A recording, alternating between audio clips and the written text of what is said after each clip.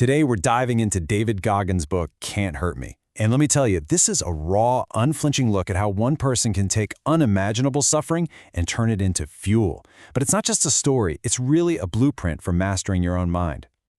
So, let's just jump right in with Goggins' most provocative idea. He says that pretty much all of us are walking around using only 40% of our true potential.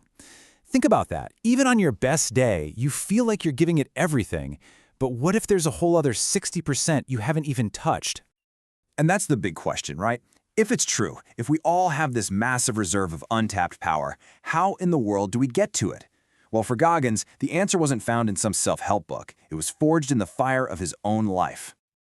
To really get what Goggins is talking about, you have to understand where he came from. This incredible mental toughness he has, it wasn't a gift. It wasn't something he was born with. It was a survival mechanism he had to build from scratch in an absolute crucible of pain.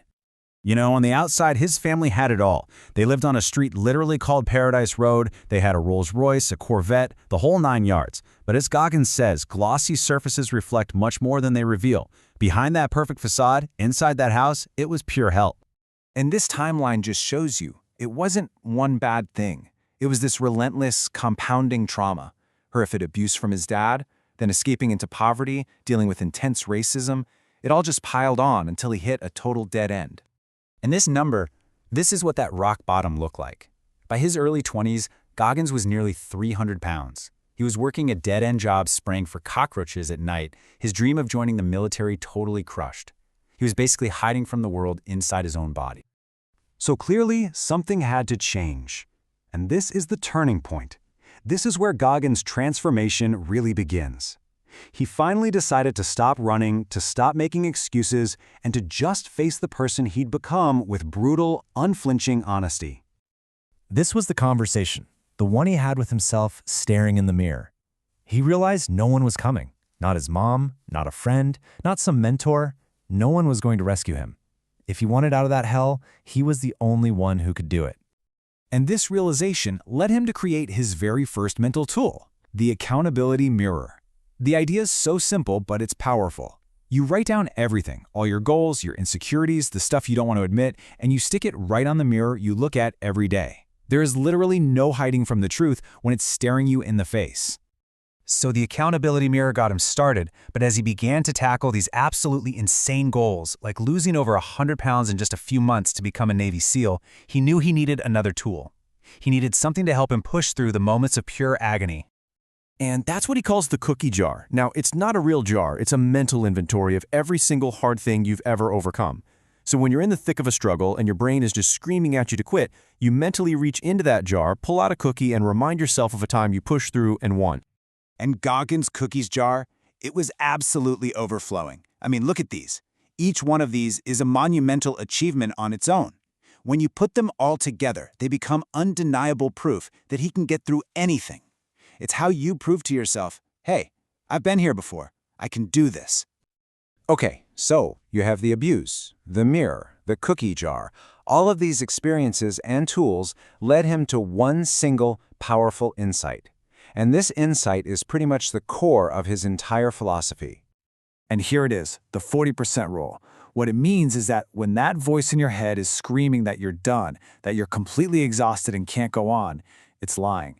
Goggins believes that at that exact moment, you've really only used up about 40% of your capacity. You still have a whole 60% left in the tank. This chart puts it perfectly. That first little bar, the 40%, that's where most of us live. That's our perceived limit. We hit that wall and we just stop. But the real growth, the real potential is hiding in that huge 60% bar. And the only way to get to it is to smash through that first wall. Goggins has a great analogy for this. He says, our brain is a governor on it, just like a car's engine has a governor to keep it from revving too high. It's a survival instinct. It's there to protect us from pain and keep us safe. But here's the kicker, it's not a hard limit. It's just a suggestion, and you can train yourself to ignore it. So how do you learn to ignore it? You have to callous your mind. You do it the same way you get calluses on your hands, by doing hard things on purpose, over and over again. This isn't about enjoying pain. It's about building up your tolerance for it, so that what once seemed impossible becomes your new normal. So all of this, it brings us to the ultimate challenge that Goggins' story really puts in front of us. Because this isn't just about his incredible journey. It's about what his journey shows is possible for every single one of us. Ultimately, it really boils down to a choice between two paths. You can stay in the comfort zone, it's safe, it's predictable, you know what you're going to get, or you can step into the discomfort zone. And yeah, pain is pretty much guaranteed there, but you know what else is? Growth. And the one thing that decides which path you take, according to Goggins, is your own internal dialogue.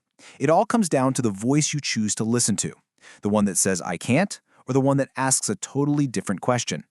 And this is that question. This is the ultimate weapon against self-doubt.